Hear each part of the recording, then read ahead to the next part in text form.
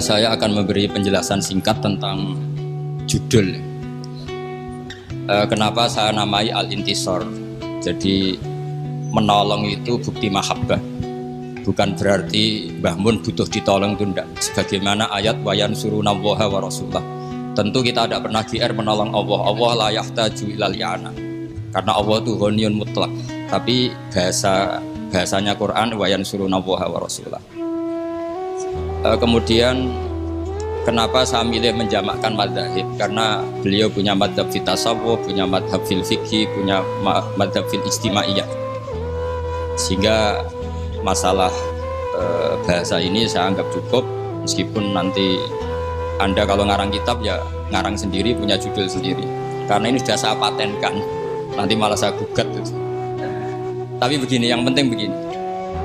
Kenapa saya membahasakan Al-Intisar? Saya ini kan hidup di kota. Di kota itu banyak cara berpikir Islam ekstrim, termasuk yang berpikiran khilafah. Karena saya seperti yang dikatakan Gus Kamil di Gembleng Mbah Mun mulai kecil, pikirannya ya nasionalis religius atau religius nasionalis.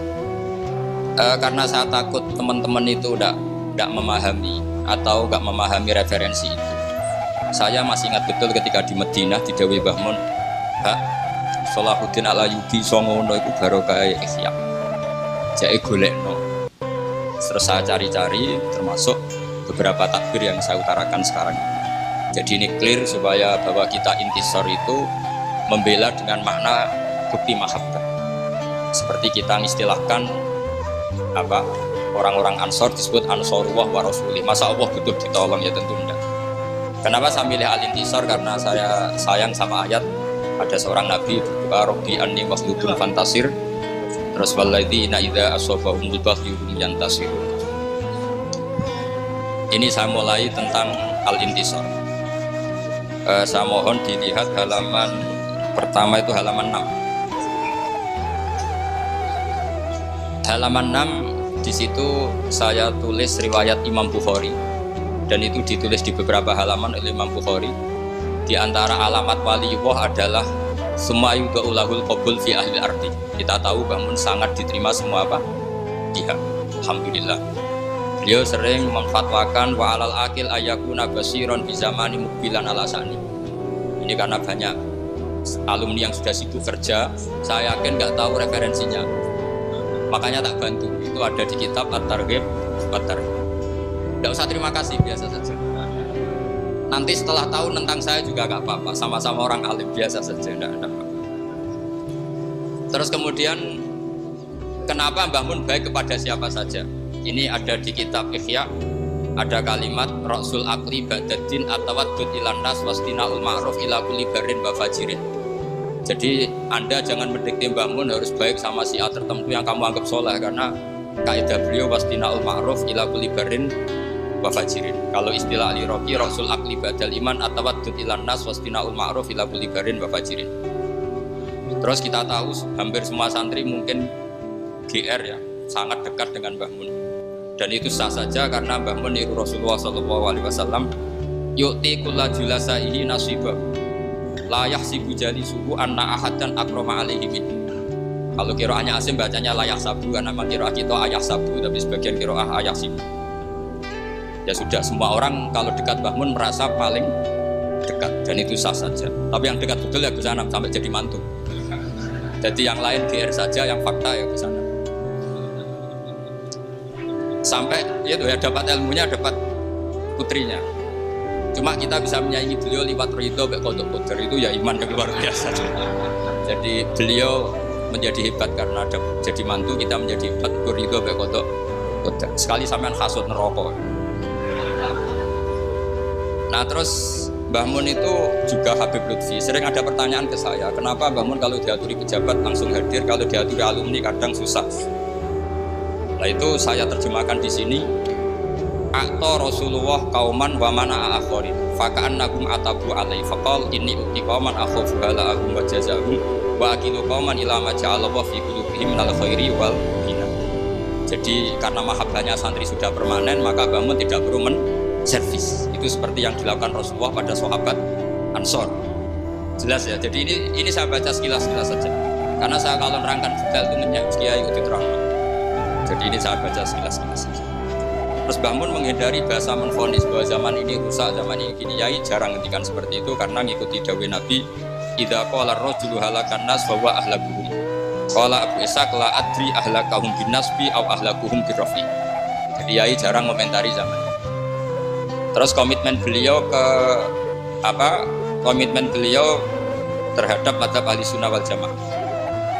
Beliau dari awal di Muqaddimah Ulama Al-Mujaddid itu menghentikan al-jihad wajibun alaikum ma'akuli amirin baron kana ufajirun sampai saat itu wa in amilal kabair.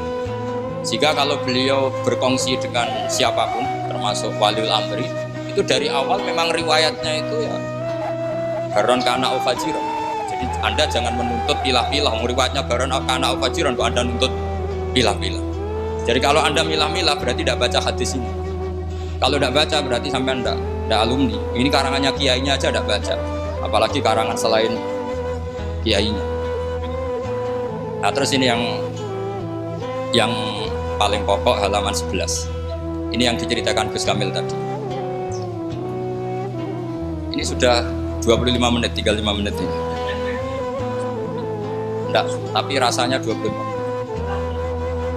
Kemudian yang nomor 11, kenapa beliau berkoalisi dengan pemerintah bahkan sangat ingin putranya maupun santrinya jadi pejabat. Saya masih ingat dulu ketika kiai-kiai belum dekat pejabat, kalau ada teroris atau apa di antara yang diintel itu pesantren. Jadi barokahnya kiai-kiai mau berkawan dengan pejabat. Sekarang kalau ada teroris tidak pernah lagi dicari-cari dia apa? Pesantren, karena kiai-kiai gak diragukan loyalitasnya sama NKRI, apalagi terbukti mau jabat.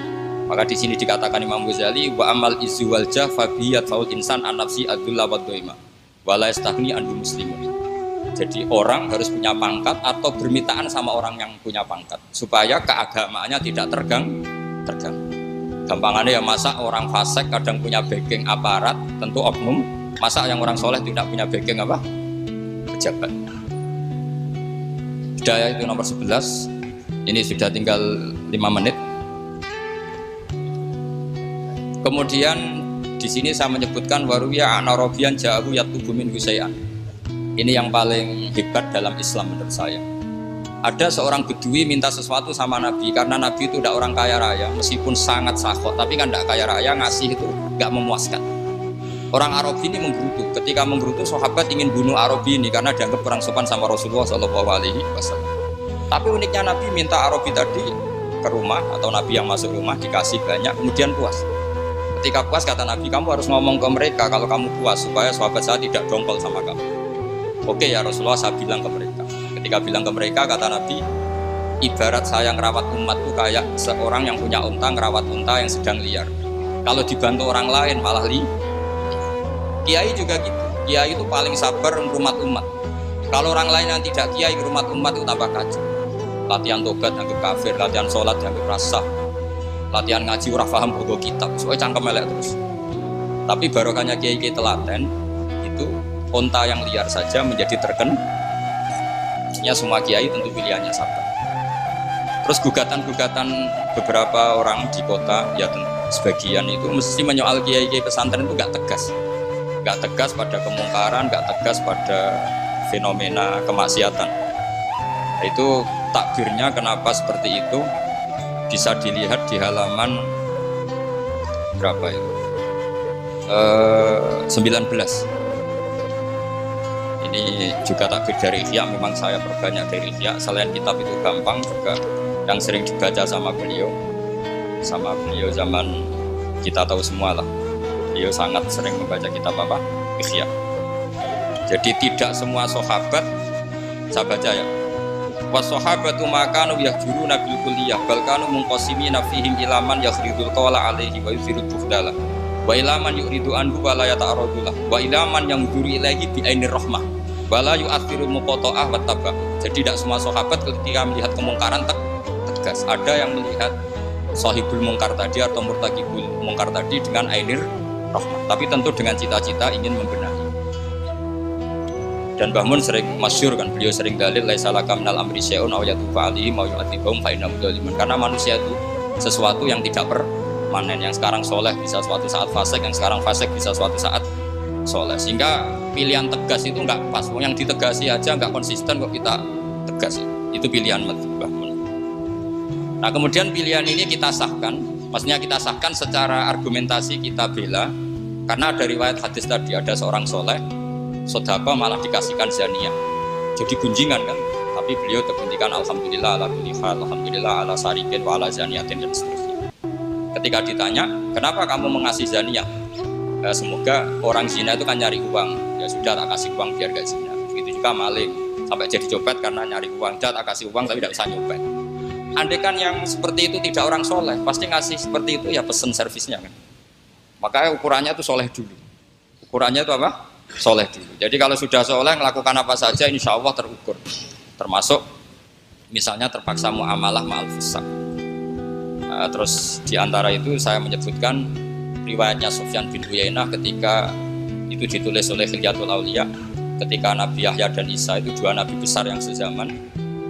Yang Nabi Yahya suka berkawan atau berkomunitas sama orang-orang soleh, yang Nabi Isa dia menjawab Nabi itu bimanzilati tabib, saya dawil mardu, ya sudah saya yang nangani orang macam-macam. Artinya begini, menurut saya Mbah Mun itu jami'un lil kulli. Kalau kancanan orang soleh ya berarti ala manhaji Nabi Yahya, kalau bina orang-orang macam-macam ala manhaji Nabi Isa. Jadi ini makalah gak perlu dijelaskan, saya mohon dibaca khatam. Kalau nggak setuju dengan saya harus setuju sama Ihya. Jadi nggak penting saya itu takbirnya ada halamannya. Mungkin mudah dicari. Kitab saya Darul Kutub Al-Ilmiyah harus dicari. Semoga kitab Ihya ada di rumah Anda, tidak terjual atau tidak dikerdusi di atas.